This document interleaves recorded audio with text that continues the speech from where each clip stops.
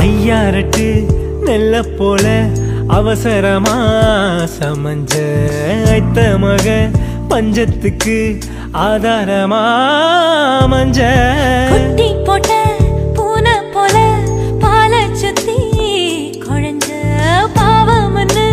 நீவி விட்டா கல்லு போட துணிஞ்ச சொந்தக்கார நான் தானே தொட்டு பார்க்க கூடாதா கண்ணம் தொடும் கை ரெண்டும்